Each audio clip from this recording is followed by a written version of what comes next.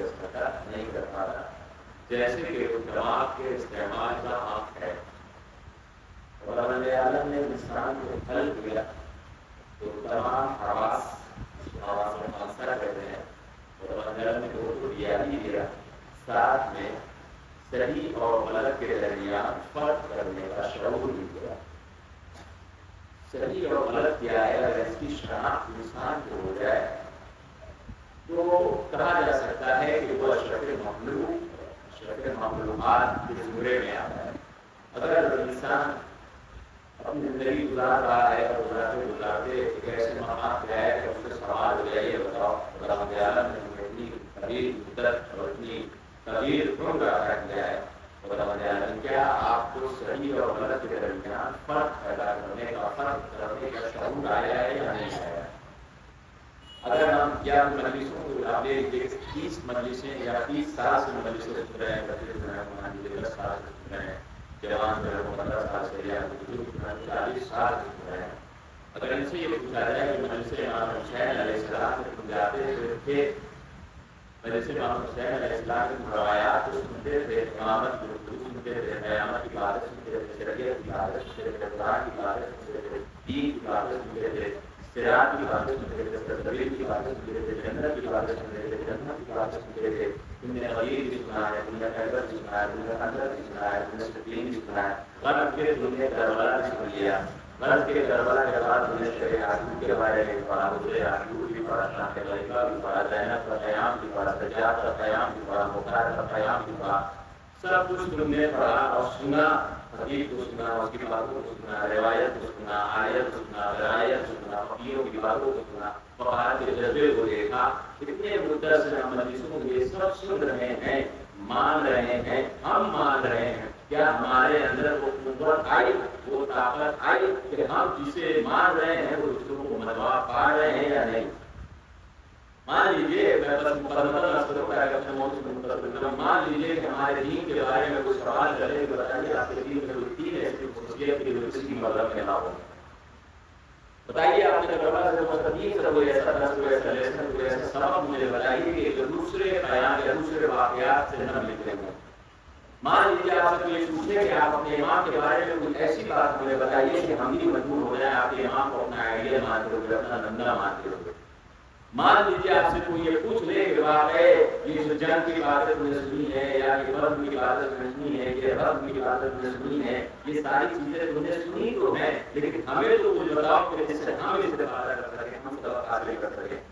دیکھیے آج مجھے کوئی تکلیف ہونے والی ہے تو توجہ کیجیے گا عزیزوں، اسی لیے جو کہا جاتا ہے ہم جب مرتے ہیں تو ہمیں کیا کہا جاتا ہے؟ اسمع افہم، سنو اور سمجھو بھی، یعنی پہلے اچھے سے سن لو، پھر اس کے بعد سمجھنے کی ضرورت کرنا، سمجھنے کی کوشش کرنا، سمجھنے کا جذبہ پانا، سمجھنے کی سعی کرنا، سمجھنے کے لیے آمادہ ہو جانا، سمجھنے کے لیے تیار ہو جانا، سمجھنے کے لیے اپنے آپ کو تیار رکھنا، پھر اس کے بعد تم اس کو سمجھنے کی کوشش کرنا، سننے کی کوشش کرنا۔ مطلب کیا؟ مطلب یہ کہ پہلے سنا جاتا ہے پھر سمجھا جاتا ہے، پہلے اچھے سے سن لیجیے پھر اس کو سمجھیے۔ یعنی بتانا یہ چاہتے ہیں کہ ہماری قوم میں، ہمارے یعنی ہمارے مذہب میں، ہمارے مسلک میں، ہمارے دین میں، ہماری شریعت میں، ہمارے دین میں یہاں تک کہ کہا گیا ہے کہ سننا صرف کافی نہیں ہے بلکہ سمجھنے کی بھی ضرورت ہے۔ اگر سننے تک آپ اپنے دائرے کو محدود کر لیں گے، اپنے وجود کو روک لیں گے کہ ہم صرف باتوں کو سنیں گے اور سنی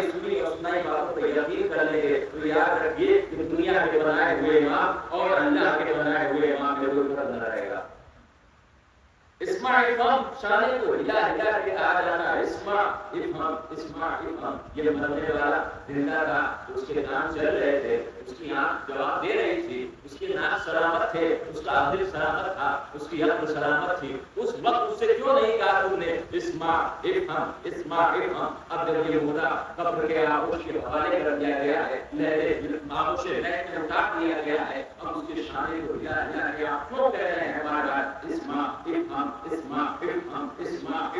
سنو بھی اور سمجھو بھی۔ شاید یہ شانہ ہلانے والا بتانا ہی چاہ رہا ہے کہ یہ جس کے شانے کو میں ہلا رہا ہوں یہ کوئی عام مسلمان نہیں ہے بلکہ حسین کا مسلمان ہے، حسین کا لڑا ہے، یہ کربلا کو سنتا رہا ہے، یہ کربلا کو دیکھتا رہا ہے، یہ کربلا کو جانتا رہا ہے، یہ کربلا پہ سوچتا رہا ہے، یہ کربلا کو فکر میں رکھتا رہا ہے، یہ کربلا کو دل میں رکھتا رہا ہے، یہ کربلا کو ذہن میں بساتا رہا ہے۔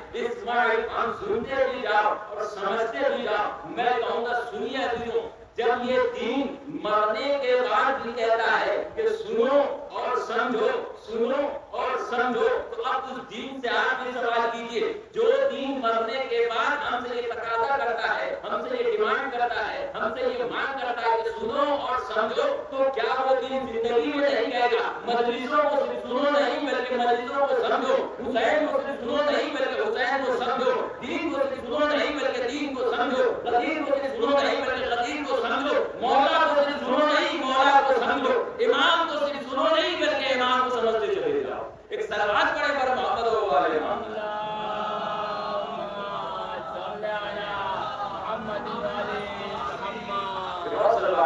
محمد و آل محمد. سوال کرنے کی ضرورت پیدا کیجیے, سوال کرنے کی ہمت پیدا کیجیے, سوال کرنے کا حوصلہ رکھیے. سوال مفتاح الجواب, سوال جو ہے وہ جواب کی کنجی ہوا کرتی ہے, جواب کی چابی ہوتی ہے, کی ہوتی ہے. اگر سوال نہیں ہے تو سمجھ لیجیے کہ آپ کے اندر علم حاصل کرنے کی قوت نہ رہے گی, صلاحیت نہ رہے گی, طاقت نہ رہے گی, قدرت نہ رہے گی, استعداد نہ رہے گی.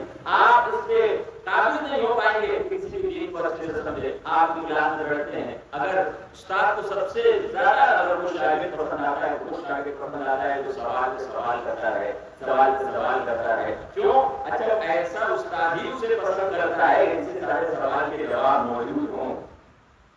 ایسا استاد ہی ایسے شاگرد کو پسند کرے گا کہ جو سب سے زیادہ سوال کرنے والا ہو, کہ جس کے پاس سارے سوالوں کے جواب ہو. اب سمجھ میں آیا کہ امام علی علیہ السلام اپنے شیعوں سے یا مسلمانوں سے سب سے زیادہ محبت کیوں کرتے تھے, کیوں محبت کرتے تھے؟ وہ پیدا کرنا چاہ رہے تھے جذبہ سوال, سوال کرنے کا جذبہ پیدا کرو اپنے اندر. کیوں؟ کیونکہ اس زمانے میں مسلمان دوسروں کے گھر میں جاتے تھے سوال لے کر, مگر جواب میں دھمکیاں ملتی تھی. مگر جواب میں کیا کہا جاتا تھا کہ بیٹی سے پوچھ کے بتاؤں گا. جواب میں کیا کہا جاتا تھا کہ آئندہ مت سوال کرنا. مگر جب مسئلہ علم قرآن کے سامنے بٹھا دیا گیا تو اس نے کہا ضروری ضروری قبل ان تقتلونی, جو پوچھنا چاہے تو اس سے پوچھ لو, قبل اس کے کہ تم مجھے کھول دو, قبل اس کے کہ میں تمہارے درمیان سے چلا جاؤں. میں جملہ روک کے کہوں گا, اس دنیا سے صرف عالم نہیں جا رہے ہیں بلکہ ایک سوال کا مرکز جا رہا ہے, محور سوال جا رہا ہے, پیکر سوال جا رہا ہے, پیکر سوال جا رہا ہے. اور یاد رکھو علی جب اس دنیا سے چلے جائیں گے, یا میں یوں کہوں علی کو جب آپ کھو دیں گے تو آپ کو کسی سوال کا جواب نہ ملے گا. ہم نے خدا کے بارے میں سوال کرنا ہو تو علی کے در پہ آنا پڑے گا, تو علی کے خدا کے بارے میں سوال کرنا ہو تو علی کے پاس آنا پڑے گا. عدالت خدا سے سوال کرنا ہو تو علی کے پاس آنا پڑے گا. نبوت رسول کے بارے میں سوال کرنا ہو تو علی کے پاس آنا ہوگا. قیامت کا سوال کرنا ہو علی کے پاس آنا پڑے گا. حشر کا سوال کرنا ہو علی کے پاس آنا پڑے گا. جنت کی تقسیم بندی کا سوال کرنا ہو تو علی کے پاس آنا پڑے گا. جنت معاد کی بات کرنا ہو علی کے پاس آنا پڑے گا. جنت نعیم کی بات کرنا ہو علی کے پاس آنا پڑے گا. جنت الفردوس کی بات کرنا ہو علی کے پاس آنا پڑے گا. سرزمین کی بات کرنا ہو علی کے پاس آنا پڑے گا. کوثر کی بات کرنا ہو علی کے پاس آنا پڑے گا. میزان کی بات کرنا ہو علی کے پاس آنا پڑے گا. کرسی کی بات کرنا ہو علی کے پاس آنا پڑے گا. یا جملے کو سمیٹ کر یہ کہوں, اگر امامت کی بات کرنا ہے تو علی کے پاس آنا پڑے گا. قیامت کی بات کرنا ہے تو علی کے پاس آنا پڑے گا. رسول کو سمجھنا ہے تو علی کے پاس آنا پڑے گا. شریعت کو سمجھنا ہے تو علی کے پاس آنا پڑے گا. کیوں؟ وجہ یہ ہے کہ جس طریقے سے قرآن میں تمام صحیفوں کو جمع کر دیا گیا, صحیفہ ابراہیم کو قرآن میں لکھا گیا, صحیفہ موسیٰ کو قرآن میں لکھا گیا, یہاں تک کہا گیا ہے تو اگر سمجھنا ہے تو قرآن کو پڑھنا پڑے گا.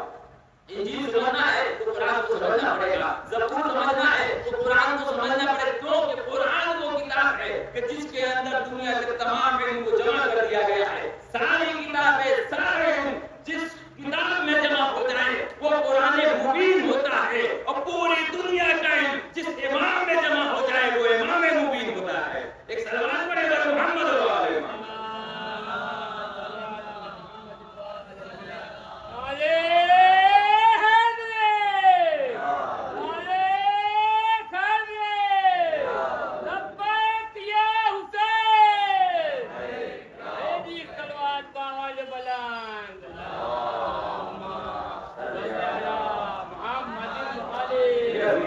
لبیک یا حسین کا مطلب یہ ہے, لبیک یا حسین کا مطلب یہ ہے, امام حسین علیہ السلام سے آپ کی آواز پہ لبیک نہیں کہہ رہے ہیں بلکہ آپ کے مقصد پہ لبیک کہہ رہے ہیں. اس مقصد کو لے کر آپ کربلا کے میدان میں گئے ہیں. امام کی آواز پہ لبیک کہنا ہے کہ اس کی بات نہیں ہے, بلکہ امام کی آواز پہ وہی لبیک کہے گا جس کے دل میں معرفت امام ہو. کل جو اس موضوع جہاں پہ آج میں نے روکا تھا, معرفت امام, معرفت امام, امام کی معرفت جس کے دلوں میں ہوگی اسی کے ضمن میں بات ہے کہ یہ اختیار ہے امام. پہلے ہمیں امام کے اختیار کو سمجھنا پڑے گا, پھر ہمیں معلوم چلے گا کہ امامت کے اختیارات کیا ہیں, امام کے اختیارات کیا ہیں, اور پھر امام کی معرفت کیا ہوگی. ایک حدیث اپنے ذہن میں یاد رکھیے گا, من مات ولم یعرف امام زمانہ مات میتۃ جاہلیہ. جو اپنے زمانے کے امام کی معرفت نہ رکھتا ہو وہ مرے گا تو جاہلیت کی موت مرے گا. مسئلہ کیا ہے کہ امام کی معرفت حاصل نہ کرنا کوئی عام بات نہیں ہے, بلکہ امام کی معرفت نہ حاصل کرنا آپ کو دور جاہلیت میں پہنچا دے گا. اور جو امام کی معرفت حاصل کرنا آپ کو دور جاہلیت میں پہنچا دے گا. اب جو کل گفتگو جہاں پہ ہمیں رکی تھی وہ اسی ذہن میں ہے کہ ہمیں سب سے پہلے اختیارات دیکھنے ہوں گے. میں نے تعریف بھی کر دیا ہے امام کی کہ امام کون ہوتا ہے. ساری تعریف میں آپ کے سامنے پیش کر دیا. میں نے حدیث کی روشنی میں بتا دیا ہے کہ امام کون ہوتا ہے. میں نے خود امام کے زمانے میں بتا دیا ہے کہ امام کون ہوتا ہے. میں نے یہ بھی بتا دیا ہے کہ قرآن میں امام کی کیا تعریف کی گئی ہے یا قرآن میں امام کے بارے میں کیا گفتگو ہوئی ہے. آئیے اب ذرا سوچو کہ اب 6 محرم ہو گئی ہے اور ذرا سا گفتگو کو ایسے دائرے میں لے کر جاؤ کہ آپ کو بھی سننے میں اچھا لگے اور یہ موسم جو اتنا خوبصورت ہو گیا اس میں 4 چاند لگ جائے. میں اختیار امامت کی بات کرنے کے لیے آگے بڑھ رہا ہوں. کل سلیمان نبی کے بارے میں جو گفتگو ہو رہی تھی اسی گفتگو سے تھوڑی سی بات کو آگے بڑھاتا ہوں اور آپ کو سمجھ میں آ جائے گا کہ نبوت کا اختیار جہاں جہاں پر ہو تو اس کے خلیفہ کا بھی اختیار وہاں پہ ہونا چاہیے. اس کے خلیفے کا جو ہے اختیار وہاں پہ ہونا چاہیے. میں نے کہا تھا کہ وہ حضور جو ہے وہ ملک سبا کی خبر لے کر آیا تھا کہ میں ایسی خبر لے کر آیا ہوں جس کا آپ کا علم نہیں ہے, آپ بھی نہیں جانتے ہیں. آپ بھی سوال کیا بتایا ملک سبا کے بارے میں خبر لے کر آیا ہوں. سلیمان نبی کو خبر سن لیا. اب یہ سوال ہوا کون ہے جو تخت بلقیس کو لے کر آئے؟ کون ہے جو تخت بلقیس کو لے کر آئے؟ تخت بلقیس ایک شہزادی رہی ہے ملک سبا کی. انہوں نے اسلام کو قبول کر لیا. سلیمان نبی کو جان نچھاور کر دیا. اب انہیں محل میں رہنے کی عادت نہ رہی. سمجھ میں آیا کہ اس کے دل میں معرفت نبوت یا معرفت امامت آ جائے نا تو اس کو اپنا گھر بھی اچھا نہیں لگتا ہے. اس لیے آپ تو شہزادی تھیں, یہاں تمیزی لے کے کر رہی ہیں. تو جواب دیا گیا کہ دنیا کی بادشاہت میں وہ مزہ نہیں ہے جو اس در کی غلامی میں مزہ آتا ہے. یہ معرفت امام کے جملے ہیں. آہستہ سے سن لیتے ہیں. یہ معرفت امام کے جملے ہیں. یہ معرفت امام بول رہی ہے چیز چیز کے دیکھو معرفت امام یہ ہوتا ہے. کب ملک سے کون ہے تخت بلقیس جو ہے وہ کون ہے لے کر آئے گا. قرآن کا جملہ ہے کہ ایک دیو کھڑا ہوا سب سے پہلے. ایک دیو سب سے بڑا والا دیو. اس نے کہا کہ اے نبی اے حاکم کو تم سب کو حکومت ہے سلیمان نبی آپ بیٹھے ہیں. جتنی دیر میں آپ کھڑے ہوں گے میں تخت بلقیس کو لے کر آ جاؤں گا. سلیمان نے کہا نہیں یہ بہت دیر ہو جائے گی. آپ سمجھ رہے انسان کو کھڑے ہونے کتنی دیر لگتی ہے؟ زیادہ سے زیادہ 2 سیکنڈ 2 سیکنڈ. اگر بہت بڑا ہو جائے تو بہت آہستہ سے لیکن سلیمان نبی کا علم بھی زیادہ نہیں کیا. دو حدیثوں کا جتنی دیر میں آپ کھڑے ہوں گے تخت بلقیس جو ہے آپ کے حوالے ہو جائے گا. جناب سلیمان نبی نے کہا کہ بہت دیر ہو جائے گی. اب اگر بہت جلدی کوئی چیز ہے وہی ہے کہ جو ابھی ہونے والا بہت جلدی. تو کہا گیا کہ قرآن میں ایک جملہ ہے ایک آیت ہے کہ وہ کھڑا ہوا جس کے پاس قرآن کا تھوڑا سا کچھ علم تھا. اچھا قرآن نے نام مینشن بھی نہیں کیا ہے. اس کے پیچھے کے علماء نے بیان فرماتے ہیں کہ آپ نے یہاں سے نام کیوں نہیں رکھا؟ صرف برقیہ لکھتے تھے کیا جاتا. علماء بیان کرتے ہیں کہ نام نہیں دیا جاتا تو تحریف قرآن کی بھی گنجائش ہوتی. لوگ کہنے لگتے کہ واسطے برقیہ ہیں فلانے ہیں یا پھر نام رکھنا شروع کر دیتا ہے کوئی واسطے برقیہ ہو سکے. اور کوئی زمانے میں واسطے برقیہ پیدا ہو جاتا اور یہ نام قرآن رسول کے لیے نام جو نہیں رکھا گیا. اب تو سوال مت کرو کہ قرآن میں علی کا نام کیوں نہیں آیا ہے. ایک سلوات پڑھیں تو محمد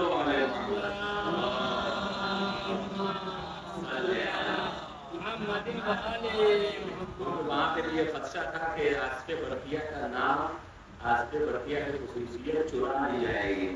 یہاں یہ خدشہ تھا کہ علی کا نام قرآن میں رکھ دیا گیا. ہر کوئی اس زمانے میں علی نام رکھ کر یہ کہتا کہ یہ آیت میرے لیے نازل ہوئی ہے. سے بچنے کے لیے نام نہیں لیا گیا. پھر آصف برقیہ نے کہا کہ پلک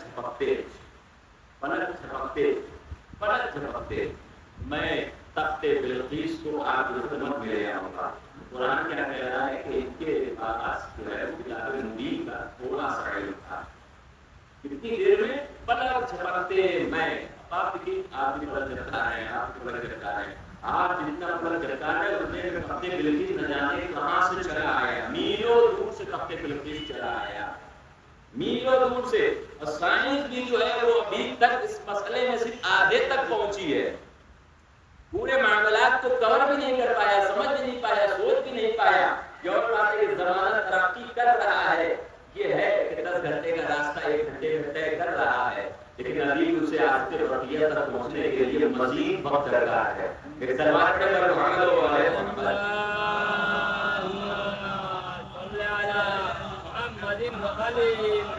چونکہ بات نکل رہی ہے تو ظاہر ہے کہ آپ کے بارے میں ایسی بات کرو تو شاید آپ کو سمجھ میں آئے۔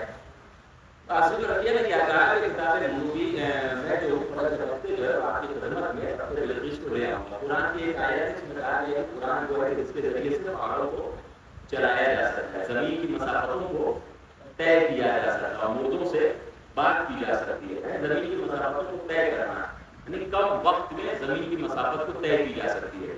اسی کا تھوڑا سا انتظار جناب سلیمان نبی کے بعد تو کیا ہوا، وہ جو میلوں دور رکھا ہوا تھا بلقیس اسے پل بھر میں حاضر کر دیا، اسے پل بھر میں حاضر کر دیا۔ ایک بہت معصومانہ سوال ہے کہ آصف رفیع کہ جن کے پاس قرآن کا تھوڑا سا علم ہے وہ پلک جھپکتے کرتے بلقیس کو نبی کے آغوش میں یا نبی کے قدموں میں ڈال دے، زمانہ اس کے اعتراض نہیں کرتا ہے، لیکن جب کبھی نبی اپنے علی کو خیبر میں پکارے نعرے علی جب مظہر جائے، نعرے علی جب مظہر جائے تو کیا ملتا یہی ہے کہ جب یہ صدا نبوت کے زبان سے یا تہر نبوت سے نکلی اور ہوا کے دوش پہ ہوا کے دوش پہ آ کر اس نے پرواز جب لی جب جا کے کوشش امامت سے ٹکرائی تو امام علی علیہ السلام بیٹھے ہوئے تھے، فوراً کھڑے ہو گئے، قمر گھوڑے کو تیار کرو، رسول نے بلایا ہے۔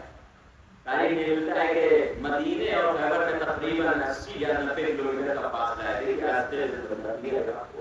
قمر تیار کرو، رسول نے بلایا ہے۔ قمر نے کہا کہ مولا اتنی دور، مولا اتنی دور، تمہارا کام ہے گھوڑے کو تیار کرنا، رسول کو تیار کرنا۔ ابھی بتاتا ہوں کہ امام مبین کون ہوتا ہے، ابھی بتاتا ہوں کہ امامت کیا چیز ہے، ابھی بتاؤں گا میں کہ امامت کا جو عہدہ مل جاتا ہے اس کی طاقت کتنی ہوتی ہے، ابھی بتاؤں گا۔ جناب پیغمبر علیہ السلام نے تیاری کرنا شروع کر دیا۔ اس وقت جو ہے امام کی آنکھ میں درد تھا، آنکھوں کے چشم میں مبتلا تھے، امام کو بہت درد ہو رہا تھا۔ پھر اس کی بغیر پرواہ کیے امام علی علیہ السلام نے پیغمبر کو حکم دیا، سوار ہو گیا۔ پیغمبر سے کہا پیغمبر اپنی آنکھیں کھولو۔ جب آنکھوں کو کھولا تو پھر امام علی نے کہا کہ اب جب تم آنکھ بند کرو گے تمہاری پلک کھلتے ہی میں خیبر میں پہنچ جاؤں گا۔ سمجھ رہے ہیں آپ؟ یہاں پہ عصر کی طرح برقیہ نے کیا کہا کہ پلک جھپکتے میں میلوں سے تخت بلقیس کو لے آؤں گا۔ امام علی نے کہا کہ تمہاری آنکھ بند جیسے ہی کھلے گی خیبر کا میدان آ جائے گا۔ بالکل یہی ہوا۔ پیغمبر بیٹھے ہوئے ہیں، امام علی علیہ السلام بیٹھے ہوئے ہیں، امام نے کہا پیغمبر کیا کر رہے ہو؟ میں آپ کو بند کیا ہوا، آنکھیں کھولو دیکھو سامنے خیبر آ گیا ہے، آنکھیں کھولو دیکھو سامنے خیبر آ گیا۔ جب خیبر آ گیا سامنے تو لوگوں نے دیکھا کہ دھوپ اڑ رہی ہے، اور کیونکہ ایک رات پہلے جو ہے تو بس میں استفادہ کرنا چاہ رہا ہوں، باقی اپنے موضوع کی طرف آ رہا ہوں۔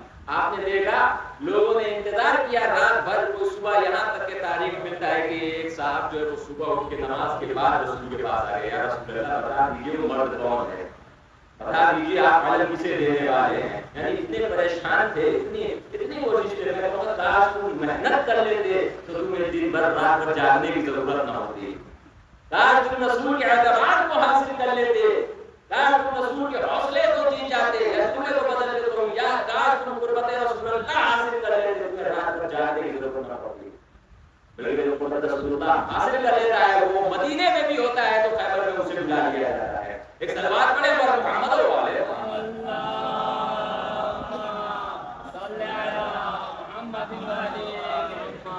میرے عزیزوں، جناب عاصم بن برقیہ کے پاس قرآن کا تھوڑا سا علم تھا، وہ تخت بلقیس کو لیا۔ میں کہوں گا قرآن میں اس کو شامل کرنے کی کیا ضرورت تھی؟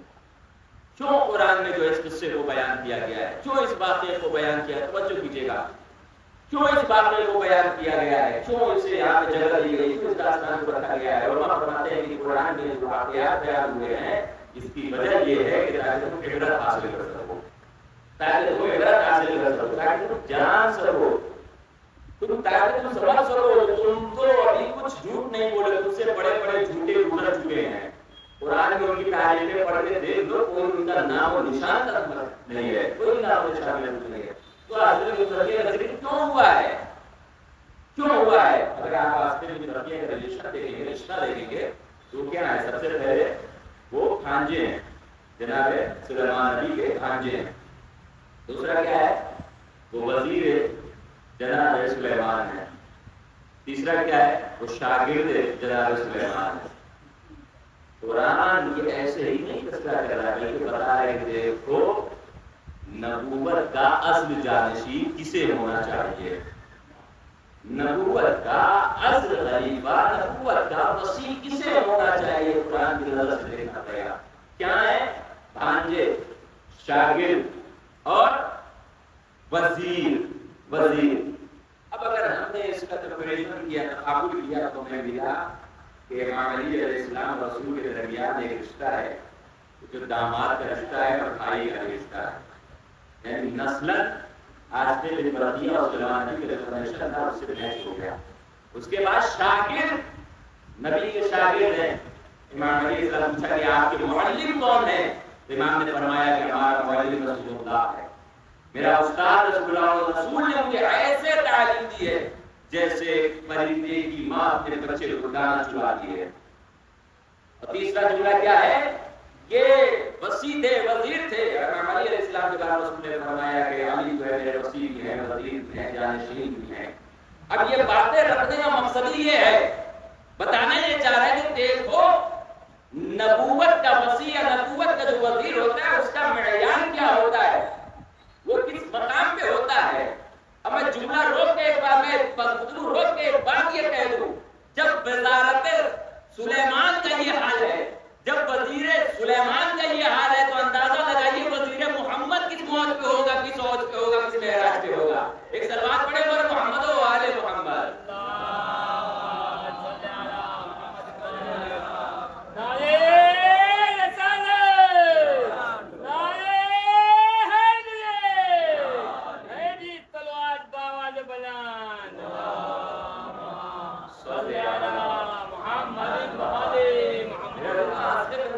داستان ہے کیا ہے کہ ان کے بعد جو ہے وہ قرآن کا تھوڑا سا علم تھا۔ اب گفتگو آگے بڑھا رہا ہوں۔ قرآن کے بعد اب جب سلیمان نبی کو پوری حکومت دے دی گئی، دیکھیے مووی ہے جناب سلیمان نبی کے بارے میں کوئی آدمی بنائیں گے، اگر کسی نے نہیں دیکھا تو اس کو دیکھیے، کیونکہ یہ جو اسلامی جس کو ہم سیریل کہہ سکتے ہیں، ایک طرح سے آپ کے آپ جو کہانی اور جس سے سنتے ہیں اس کی تصاویر کو آپ کے ذہن میں نقش کر دیتا ہے۔ آپ نے دیکھا مختار نام دیکھنے کے بعد آپ کو مختار کے بارے میں چیزیں پتہ چلی، اس میں یہ ساری چیزیں بیان کی، بڑے تفصیل کے ساتھ بیان کی، اور ہماری قیادت میں یہ فلم تیار کی۔ آپ اسے دیکھیے تو جناب سلیمان نبی کو پوری حکومت دے دی گئی۔ اب بھی جناب سلیمان نبی کا گفتگو ہوئی تھی، اب رکھتے ہوئے اختیار دیکھیے آپ، جس کے اختیارات جتنے ہوں گے وہ زیادہ جو ہے وہ نبی کے قریب ہوگا۔ ابھی تو بہت گفتگو ہے، ابھی قرب کے بارے میں اس میں وہ بیماری ہوتا ہے، وہ قربانی ہوتا ہے، اس میں ایک تفصیل ہے، اس طرح سے انشاءاللہ میں آؤں گا۔ اب جب سلیمان نبی نے کہا کہ اب ذرا سا جائزہ لیا جائے، کل کر چکا ہوں جائزہ، ایک اور جائزہ لیا جائے، تو آگے چلے گئے۔ جانے کے بعد جب وہ دیکھ رہے ہیں، ایک حکم صادر کر دیا کہ کسی کو اجازت نہیں ہے اوپر آئے، سب جو جہاں ہے سارے لشکر آتے جاتے رہے، کوئی اوپر نہ آئے گا، توجہ کیجیے گا۔ سارے لوگ جو ہیں وہ اپنے کام میں مصروف رہتا ہے۔ یہ لکھا ہے کہ چاہے وہ جن ہوں، چاہے وہ فرشتے ہوں، چاہے وہ مقرر فرشتے ہوں، چاہے وہ شیطان ہو، چاہے وہ انسان ہو، چاہے وہ شریر ہو، چاہے وہ فرید ہو، چاہے وہ نباتات ہو، چاہے وہ حیوانات ہوں، سب جو ہے یہاں پہ جمع ہو گئے، سب وہی کی باتیں ہوئی جہاں سلیمان نبی کو دیکھ رہے ہیں۔ کسی کو بھی اختیار نہیں ہے کہ اوپر آئے، اور آنے کے بعد اگر آ گیا تو پھر اس نے نبوت کی خلاف ورزی کی، وہ دائرۂ حکومت یا دائرۂ حکومت سلیمان نبی کی اس نے خلاف ورزی کر لی ہے، کوئی دائرہ معین ہو گیا ہے۔ اس کی دیر میں ایک آتا ہے کوئی قرآن میں بات کرتا ہے، السلام علیکم یا نبی اللہ، اے اللہ کے نبی آپ سے سلام ہو۔ جواب دیا جناب سلیمان نبی نے، تم نے اعلان نہیں سنا، کسی کو آنے کا اختیار نہیں ہے۔ تو اس نے کہا کہ نبی خدا آپ کی جہاں تک حکومت ہے نا، وہ حکومت کے باہر سے آیا ہوں، آپ کی حکومت کے پرے سے آیا ہوں، آپ کی حکومت کے باہر سے آیا ہوں۔ نام کیا ہے؟ میں اسرائیل ہوں، میں اسرائیل ہوں۔ کس لیے آئے ہو؟ ابھی ہمارے لیے کس لیے آئے ہو؟ جانتے ہی ہیں آپ میرا کام کیا ہے، میں کس لیے آتا ہوں۔ نام تو اسرائیل ہے مگر زمین سے مجھے ملک الموت کہا جاتا ہے، اچھے اچھوں کی حالت خراب ہو جاتی ہے۔ اب یہ بھی بات ہے کہ جو اسرائیل ہے وہ سبھی روح قبض کرنے نہیں جاتا ہے، اس کی بھی بات ہے کچھ فرشتے ہیں جو روح قبض کرتے ہیں۔ اسرائیل جو ہے اللہ کے پاس نہیں جاتے ہیں، بلکہ وہ بہت مقرر لوگوں کے پاس جاتا ہے، نبیوں کے پاس، مسلموں کے پاس۔ اب سلیمان مقرر نبی ہیں، برگزیدہ نبی ہیں، وہ اسرائیل جو ہے وہ ایسے ایک ذات ہے، وہ ذات ایسی ہے جس میں وہاں پر حسین علیہ السلام کی روح قبض کرنے اسرائیل بھی نہیں آیا۔ ملک الموت کو چھوڑیے، اسرائیل بھی نہیں آیا، بلکہ خداوند عالم نے خود روح قبض کیا۔ یہ روایت کے جملے ہیں جو خداوند عالم نے خود روح قبض کیا۔ سمجھ لیجیے مقام امام حسین کیا ہے۔ آیا سلیمان نبی نے کہا کہ اچھا کیا کرنا ہے؟ آپ تو جانتے ہیں میرا کام کیا ہے۔ ٹھیک ہے، اجازت دو کہ سائے میں چلا جاؤں۔ نہیں، سائے میں جانا ہے تو آپ نے سمجھا غلط۔ آخر مختار آج کتنے مجبور ہو گئے، نبی ہیں آج کتنے مجبور ہو گئے کہ سائے میں جانے کی اجازت نہیں ہے۔ اجازت تو بیٹھ جاؤ، کوئی اجازت نہیں ہے۔ جیسے آپ ہیں بس ویسے ہی رہیں، آپ کو بالکل بھی جنبش کی گنجائش نہیں ہے۔ کیونکہ جہاں تک سلیمان نبی کی حکومت تھی، یہ شخص یا یہ فرشتہ اس کے باہر سے آیا ہے، عالم ملکوت سے آیا ہے۔ پتہ یہ چلا کہ سلیمان وہ ہے کہ جن کی حکومت عالم ملک میں ہے۔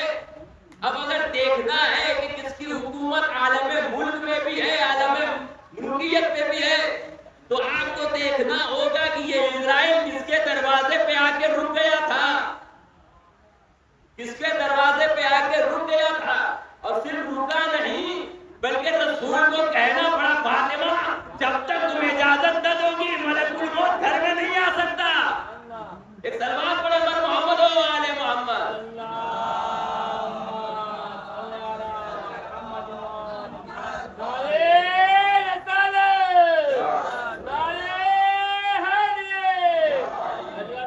سلام اللہ علیہ پر باوند بلند سلوات صلی اللہ محمد علی محمد۔ جب تک آپ اجازت نہ دیں گی، خداوند عالم نے ہمیں رتبہ دیا ہے اہل بیت کو کہ یہ جو ہے فرشتے کہ جہاں جانے سے پہلے کچھ سوچتے نہیں ہیں، ایک وقت میں لاکھوں کو قبض کر لیتے ہیں جن سے اجازت نہیں مانتے۔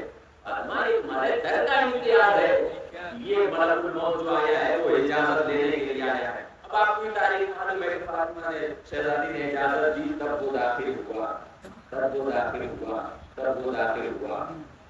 ملک الموت اسرائیل جانتا تھا یہ در اہل بیت کے اصول کیا ہے، در اہل بیت کے روابط کیا ہے، یہاں پہ کس انداز میں آیا جاتا ہے۔ خداوند عالم نے جسے اشرف مخلوقات فرشتوں سے بھی بڑھ کر جنہیں بنایا ہے، وہ فاطمہ کے در کی اہمیت بھول گئے۔ نبی در پہ آ کے سلام کیا، جناب سلیمان نبی نے کہا نہیں، فرشتے نے کہا کہ نہیں، جس حالت میں اچھا اس کے پہلے بھی جناب سلیمان نبی نے جو حکومت کی ہے، آپ دیکھیں جناب سلیمان نبی کو کہ میں اختیار بتا رہا ہوں آپ کو، آپ جناب سلیمان نبی سے ان کو پڑھ کر آپ اندازہ لگائیے کہ نبوت کا مقام کیا ہوتا ہے۔ آپ عرض پہ داخلیہ اس کو ہونے والے جو حالات واقع ہوئے اسے پڑھ کے آپ اندازہ لگائیے کہ خلافت کا معیار کیا ہوتا ہے۔ آپ اس کو سمجھنے کی کوشش کیجیے۔ جناب سلیمان نبی کو اتنی بڑی حکومت دی گئی تو جناب سلیمان نے کہا پروردگار میں چاہتا ہوں کہ اب رزق میں بانٹوں، میں چاہتا ہوں کہ رزق میں بانٹوں، کیونکہ ہم کو سطر کر دیا ہے رزق نہ بانٹوں۔ خدا نے اچھا ٹھیک ہے رزق بانٹ کے دیکھ لو۔ بہت سے لوگ کہتے ہیں نا کہ ہم فلاں کا گھر چلا رہے ہیں، 10 دن سے زیادہ گھر نہیں چلا پاتے، 11ویں دن پورے محلے میں بکتے رہتے ہیں، فلاں کو میرا راشن لے کے آئے، فلاں کی خدمت کر کے آئے، فلاں کی فیصلہ میں چاہتا ہوں کہ میں رزق بانٹوں۔ ٹھیک ہے رزق بانٹو۔ اب اس میں جو کتابوں میں لکھے ہوئے ہیں کہ سب لوگ جمع ہو گئے اور سب کو دیا جا رہا ہے، جس کا جو کھانا تھا اسے عطا کیا جائے، اس کو جو دیا یہ سب کھانے مضبوط ہے۔ اب میں سمندر سے ایک مچھلی نے سر کو نکالا، سلیمان نبی گرام سے گرم کیجیے، ہم بھی بھوکے ہیں، بنا سلیمان نبی نے کہا کہ وہ ابھی کھانا تیار ہو رہا ہے، تھوڑی دیر میں جاؤ اس کھانا مل جائے گا۔ اس نے کہا کہ نہیں، بھوک تو بہت زبردست لگی ہے نا، بھوک بہت زبردست لگی ہے۔ جناب سلیمان نبی نے کہا ہوگا کہ ہمارے لیے مجھے یاد ہے، جناب سلیمان نبی نے کہا ہوگا کہ بھائی اس کی تیاری کرا دو، اس کا انتظام کروا دو، پہلا دن ہے ایسا مجھے خراب کر دے معاملہ۔ اب یہ کہا کہ مچھلی اتنی زیادہ بھوکی تھی، اتنی زیادہ بھوکی تھی، سارے کھانے کو رب کر گئے۔ جناب سلیمان نبی کا پروردگار، اس بانٹنا تمہارا ہی کام ہے، ہر کسی کے بس کی بات نہیں ہے۔ اجب نے پروردگار سلیمان نبی تم یہ سوچتے ہو کہ آٹا کھلا کر تم مچھلیوں کا پیٹ بھر لو گے، ہم ہوائیں چلاتے ہیں کہ جس سے ان کا پیٹ بھرتا ہے۔ ایک سلوات پڑھے پر محمد علیہ محمد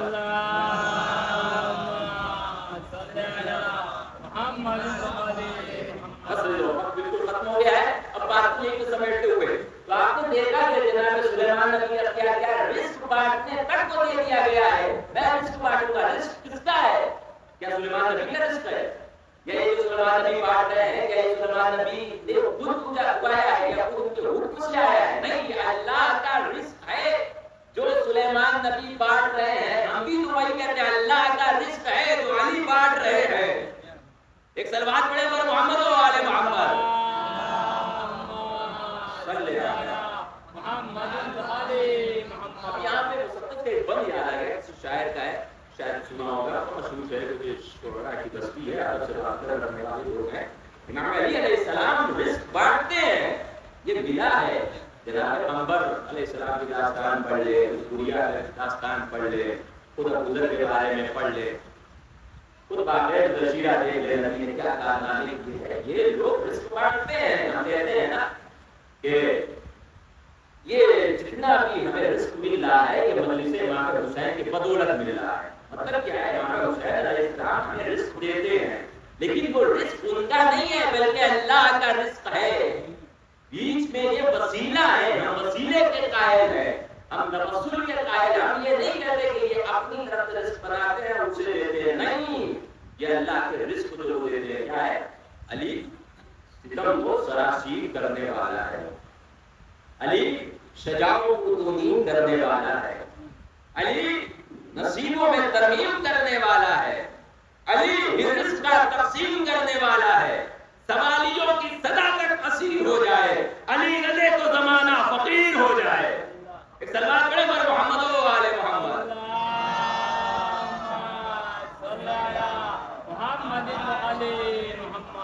اب دیکھیے، آپ امامت کے اختیار کو پہچانیے۔ اب یہاں پہ جب گفتگو آئی ہے تو اب گفتگو آگے بڑھے گی کہ امامت کون سے کارنامے کی۔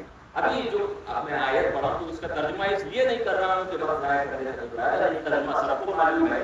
اس آیت میں جو ہمارا موضوع سخن ہے، میرے طرح کا امام کی ساری چیزیں دکھا کہ میں آپ کو لوگوں کا امام بنا رہا ہوں، تو اس میں جو للناس ہے اس کے لام میں بڑی بحث ہے، للناس اس کے لام میں بڑی گفتگو ہے، اس کے لام میں ظالمین میں جو الف لام ہے اس پہ بڑی گفتگو ہے، بڑے بہت سے چھپے ہوئے ہیں، بڑی اس میں گنجائش ہے۔ اس لیے قرآن کہتا ہے کہ صرف قرآن کو پڑھو گے تو قرآن کو سمجھو گے۔ میں نے شروع میں کہا ہے صرف اسما کی حد تک نہ رہو بلکہ افہام بھی رہے، سمجھتے بھی رہو، سمجھتے بھی رہو، سمجھتے بھی رہو۔ بس میرے دل رہو، ایمان کی وہ معرفت ہوتی ہے، اگر ہمارے دل میں ایمان کی معرفت ہو جائے نا تو دنیا ادھر سے ادھر ہو جائے، ہمیں کسی کی فکر نہیں ہوتی۔ ہم اس ممبر پہ بیٹھ کے مجلسیں پڑھتے ہیں، نہ جانے کتنی مجلسیں ہم نے پڑھی اور آپ نہ جانے کتنے حدیثوں کو سنا، معرفت امام کو نہ جانے کتنی گفتگو کرتے رہتے ہیں، بہت سی گفتگو کرتے ہیں، لیکن بہت کم ایسے لوگ افراد ہوتے ہیں، بہت کم ایسے موقع ہوتے ہیں، بہت کم ایسی ہستیاں ہوتی ہیں جو معرفت امام پڑھتے پڑھتے ان کے ذہن میں یہ بھی چلتا رہتا ہے کہ ہمیں عوام کو خوشنودی نہیں چاہیے، امام کی خوشنودی چاہیے۔ بہت کم ایسے افراد ہوتے ہیں، ہمیں نہ داد چاہیے نہ تحسین چاہیے، ہمیں داد تو چاہیے اس سے چاہیے کہ جو جنت کا مالک ہے، جو جنت کو تقسیم کرتا ہے۔ اگر یہ کسی خطیب کے ذہن میں اتنی بھی معرفت امام آ جائے تو ممبر پہ آج جو اولڈ فول بکنے والے لوگ آتے ہیں وہ اپنے آپ کو ممبر سے روک لے، کیونکہ جو عوام کو خوش کرنے میں تیار ہوتا ہے امام اس سے کبھی خوش نہیں ہونے والا ہے، کیونکہ عوام کی خوشنودی میں بہت ساری غلطیاں آتی ہیں، بہت میں بات ختم ہو گئی، میں زیادہ اس کے ذہن نہیں جانا چاہتے، معرفت امام کو حاصل کرے، امام کی معرفت کو حاصل کرنے کا امام الا امام، امام کو صرف امام پہچانتا ہے، تو پھر امام کو بھی ہمیں پہچاننا ہے تو امام کے ذریعے سے پہچاننا ہے، عوام کے ذریعے سے نہیں پہچاننا ہے، ہمارے ذریعے سے نہیں پہچاننا ہے۔ آج تاریخ 6 محرم، یہ کربلا میں جتنے بھی سب امام کو جاننے والے پہچاننے والے، تو میں نے عرض کیا تھا کہ 72 جو بھی ہے وہ چن کے رکھے گئے، ورنہ 18,000 نہ جانے کتنے خط لکھے گئے، سب کہتے تھے امام ہم آپ کے چاہنے والے۔ میں نے کہا تھا کمال یہ نہیں ہے کہ آپ کہیں کہ ہم آپ کے چاہنے والے ہیں، بلکہ امام کو کہنا پڑے تو میرا چاہنے والا ہے، تو میرا شیعہ ہے۔ تاریخ تو ظاہر سی بات ہے، اچھی تاریخ ہے، اور آپ سب جانتے ہیں کہ آج کے دن کربلا میں کیا ہو رہا ہوگا، سب جانتے ہیں۔ امام کو گھیر کے پروانے کھڑے تھے، بالکل ویسے ہی جیسے شامی ہوئے چراغ کو گھیر کے پروانے ہوتے ہیں۔ امام جو کہیں اسی حساب سے چلے گئے، طاقت سب کے پاس، اور فضل عباس کے پاس وہ شجاعت، ہمت ہے کہ وہ خیمے کو ہٹا دے، مگر معرفت امام کے عباس کو سینے لگا نہیں، جذبے اور شعور الگ ہے۔ امام کا حکم نظروں کے سامنے ہونا چاہیے، امام کا حکم نظروں کے سامنے ہونا چاہیے۔ 6 محرم کی تاریخ ہے، میں نے عرض کرتا ہوں ہر تاریخ کو کسی نہ کسی سے منسوب کیا ہے، آج بڑی قیامت کی تاریخ ہے، خاص کر کے ان افراد کے لیے جو صاحب اولاد ہیں۔ خداوند عالم نے جنہیں اولاد دیا، شہادت پڑھنے سے پہلے تو آہستہ سے ایک تو میرا واقعہ پڑھوں، میں نے کسی سے سنا ہے، کہا جاتا ہے کہ ایک ذاکر تھا، تو انہوں نے جناب علی اکبر اسلام کی مسائل کو پڑھا تھا، دیکھیے آپ غور کیجیے گا، میں نے کہا ہے آج کا دن صاحب اولاد کے، آپ اللہ نے آپ کو بیٹے دیے ہیں، خدا کرے یہ جوان ہو، خدا کرے یہ جوان ہو، اور آپ سے چلتے ہوئے خوش ہو جائیں گے، لیکن اللہ کبھی یہ دن نہ دکھائے وہ جوان آپ سے چھڑنے کے لیے آئے اور آپ کے قوم لوٹ آ جائے۔ پوری دیر میں یا پردیش میں اپنے بیٹے کو بھیجتے ہیں، اپنے جوان بیٹے کو بھیجتے ہیں، آپ تڑپ کے رہ جاتے ہیں، پھر بیٹا جان رہنا، خیال سے رہنا، اچھے سے رہنا، پریشانی ہونا فون کر دینا، میری آواز ماں بہنوں تک پہنچ گئی ہے، خدا تمہاری اولاد کو سلامت رکھے۔ ہمیشہ اپنے بیٹوں کو یہ اوپر کی داستان سنا کے پڑھا کیا کرو، تاکہ ملتا ہے کہ وہ ذاکر میں جو ہے کہ میں نے دعا کی خدا اپنے آدھا سے، ہم اس کو بھی کئی طرح سے رہتے ہیں، کہ ذریعے کے پاس تاکہ دعا کی آنے کے بعد کہتے ہیں کہ پروردگار کہ ذریعے کے صدقے میں مجھے اولاد نرینہ آ رہا ہے، بہت خوبصورت اولاد ہے، کیوں؟ پتہ ہے وہ دیکھنا چاہتا تھا، محسوس کرنا چاہتا تھا کہ اکبر جب شہید ہوئے تو حسین کے دل پہ کیا گزری ہوگی۔ مجھے اولاد نرینہ بہت خوبصورت، اس کی زلفیں ہوں، دیکھنے والے لوگ کہیں، میں نے کہا نا کہ عبداللہ اسلام کا سر نظر پر رکھا گیا تھا، اور ایک ضعیفہ نے کہا تھا خدا کرے اس کی ماں زندہ نہ ہو، خدا کرے اس کی ماں زندہ ہو۔ کیسی بات کر رہی ہے، اس کی ماں زندہ ہے، کیسے زندہ رہے گی؟ اتنا جوان سب چہرہ شہید ہو گیا، اسے قتل کر دیا گیا، اس نے کہا کہ دعا پروردگار مجھے بیٹا دے دے، میں اسے دعا کروں گا، اور 18 سال کا جب ہو جائے گا تو اسے موت دے دینا، اسے موت دے دینا، تاکہ میں شہادت پڑھ پاؤں یا نہ پڑھ پاؤں۔ یہ توجہ بھی دے رہا کی مجلس میں آپ پوری مکمل تفصیل کے ساتھ داستان سنیں گے، شہادت سنیں گے، کہ ایسا ہو کہ جب وہ جوان ہو جائے، بالکل کڑیل جوان ہو جائے، کڑیل جوان جب ہوتا ہے نا تو سارے چہروں کے جو حصے ہوتے ہیں نا وہ مکمل ہو جاتے ہیں، وہ اچھے سے طریقے سے ابھرنے لگتے ہیں، سمجھ میں آنے لگتا ہے کہ جب وہ جوان ہو جائے تو اسے موت دے دینا۔ بالکل یہی ہوا، جب اللہ نے اولاد دی تو اس پر نے پالنا شروع کیا، بڑی محبت کرنے لگا، اتنی محبت کرنے لگا کہ ہر وقت اس کے پاس بیٹھتا تھا، بیٹا کچھ چاہیے، بیٹا کچھ بتاؤ، خدمت کا موقع ہو۔ تاریخ یہ لکھا ہے کہ وہ بیٹا جب جوان ہو گیا نا، دعا کیا تھا پروردگار جب یہ جوان ہو گیا نا اسے موت دے دینا، یہ دنیا سے چلا گیا۔ تاریخ میں یہ ملا ہے، بتانے والوں نے بتایا ہے کہ جب وہ جوان ہوا تو اس کی موت ہو گئی، جوان ہوا، اس کی موت ہو گئی۔ اب جب میں نے دیکھا تو مجھے اندازہ ہو گیا کیوں امام حسین علیہ السلام کے آنکھ کی روشنی چلی گئی تھی۔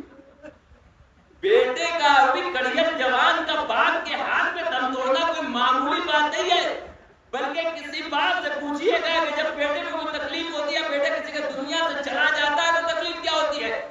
پروردگار دعا قبول ہو گئی، بیٹا جوان ہو گیا، وہ مر گیا، اب یہ باپ آتا ہے اور آنے کے بعد گریہ کرنے لگتا ہے۔ بھائی محبت تھی نا، پوری زندگی میں اپنے بیٹے سے محبت کرتا رہا ہے، لپٹ لپٹ کے رو رہا ہے، بیٹا میں تم سے بڑی محبت کرتا تھا، تم چلا گیا اس دنیا سے، تمہارے علاوہ میرا کوئی سہارا نہ رہا، رو رہا ہے، گریہ کر رہا ہے، گریہ کر رہا ہے۔ اب لوگ آگے بڑھے کہ یہ کتنی دیر سے گریہ کر رہا ہے، اب اس کی آواز نہیں آ رہی ہے۔ بتانے والے نے بتایا ایک باپ اپنے بیٹے کے فراق میں دنیا سے چلا گیا ہے۔ ارے سر رکھ کر اپنے بیٹے کے سینے پہ رو رہا تھا، مگر روتے روتے دنیا سے چلا گیا۔ اب سمجھ میں آیا حسین جب اکبر کی لاش پہ پہنچے تو پہنچنے کے بعد کہ اکبر میری آنکھوں کی روشنی چلی گئی، ایک جملہ کہ اکبر تمہاری شہادت نے یہ حال کر دیا، اب یہ دنیا میرے لیے خاک ہو گئی ہے، حسین زندہ رہنا نہیں چاہتا۔ بس ایک اور واقعہ پڑھتا ہوں، عباس مازندرانی کا ایک واقعہ پڑھتا ہوں، عباس مازندرانی۔ اب محسوس کیجئے گا، شہادت نہ پڑھ پاؤں گا لیکن آپ محسوس کیجئے گا کہ کیا ہوتا ہے اکبر کا در۔ اکبر کے بڑے مصائب ہیں، اکبر کے بڑے مصائب ہیں۔ اذان علی اکبر سے کربلا شروع ہوئی تھی، اذان علی اکبر سے۔ اگر وہ عباس مازندرانی جو ہے وہ بڑے آیت اللہ اور بہت بڑے عارف باللہ تھے، بڑے انسان کے بہت مشاہد تھے۔ تو یہ کہتے ہیں کہ میں جو ہوں وہ یا میں جب بھی موقع آتا تھا تو امام حسین علیہ السلام کی زیارت کو جب بھی جاتا تھا تو پیدل جایا کرتا تھا، میں جب بھی جاتا تھا تو پیدل جاتا تھا۔ بڑی فضیلت ہے زیارت امام حسین علیہ السلام کی۔ خود اکبر علیہ السلام کی روضے کی یا قبر کی زیارت کے بڑے ثواب ہیں، اسی لیے جب آپ امام حسین علیہ السلام کی زیارت پڑھیں گے تو اس میں جہاں حسین علیہ السلام سے سلام دیا گیا ہے وہیں کی دیر رکے اکبر کو بھی سلام دیا گیا ہے۔ اکبر مجھے کیوں کہتے ہیں کہ میں جا رہا تھا، اب راستے میں ظاہر سی بات ہے کہ کہیں نہ کہیں خیمہ لگتا ہے، شب جمعہ سے پہلے جو ہے وہاں پہ پہنچا خیمہ، اور عباس مازندرانی کہتے ہیں کہ میں نے لوگوں کو حکم دیا کہ تم لوگ یہاں پہ رک جاؤ۔ پھر لیکن اچانک خیال آیا شب جمعہ ہے، اتنا اچھا ہوگا کہ میں اگر آج حسین اور اکبر کے روضے پہنچ جاؤں، اتنا اچھا ہوگا کہ میں یہ کہتے کہ تھکاوٹ کو بھول گئے اور چلے جاتے ہیں، اور جانے کے بعد ذریعے اقدس کو پکڑ کے دعا کرنے لگتے ہیں، زیارت پڑھتے ہیں۔ اس کے بعد کہتے ہیں امام حسین اللہ میں چاہتا ہوں کہ مرثیہ افضل کے پاس آئے۔ جب مرثیہ کی کتاب کو کھولا تو پتہ ہے وہ مرثیہ کس کی شان میں آیا؟ جناب اکبر علیہ السلام کا مرثیہ سامنے آ گیا۔ بتانے والے نے بتایا ہے کہ امام حسین علیہ السلام کے ذریعے کے سامنے اس مازندرانی نے، عباس مازندرانی نے اکبر علیہ السلام کا مرثیہ پڑھا۔ جتنے لوگ تھے گریہ کرنے لگے، مسجد میں آ گئے، ہر کوئی رو رہا ہے، ہر کوئی گریہ کرنے لگا کہ آپ نے صرف مرثیہ پڑھا ہے، مسائل پڑھا ہے۔ اکبر کے مسائل کو امام حسین علیہ السلام نے اپنی نظروں کے سامنے دیکھا ہے، مرثیہ پڑھ کے گزرا ہے، وہ پتہ ہے امام حسین کی کیفیت کیا ہو رہی ہوگی۔ اب یہ دیکھتے ہیں کہ میں مرثیہ پڑھ کر اپنے گھر میں آ گیا، عالم خواب میں چلا گیا۔ میں نے دیکھا کہ ایک کوئی نورانی شخصیت آئی ہے اور آنے کے بعد اس کو سلام کرتی ہے۔ میں نے جواب دیا، اب جو وہ حیرت یہ تھی کہ میں سمجھ گیا کہ یہ امام وقت ہے یا یہ امام ہے کہ مجھے سلام کر رہے ہیں۔ جواب سلام دیا، امام حسین علیہ السلام آتے اور آنے کے بعد کہتے ہیں اب جب آنا نا تو اکبر کا مرثیہ مت پڑھنا، اکبر کا مرثیہ مت پڑھنا۔ یہ بڑے عالم باللہ تھے، اب جب آنا تو اکبر کا مرثیہ نہ پڑھنا۔ تب مولا کیا کوئی غلطی ہو گئی، کیا کوئی کوتاہی ہو گئی، کوئی مجھ سے گناہ سرزد ہو گئی کیا؟ کہ نہیں، مرثیہ تو بہت اچھا تھا، لیکن جب تم نے مرثیہ پڑھنا شروع کیا، شب جمعہ میں میری ماں فاطمہ زہرا مدینے سے میری زیارت کرنے کو آتی ہے، جیسے ہی تم نے مرثیہ شروع کیا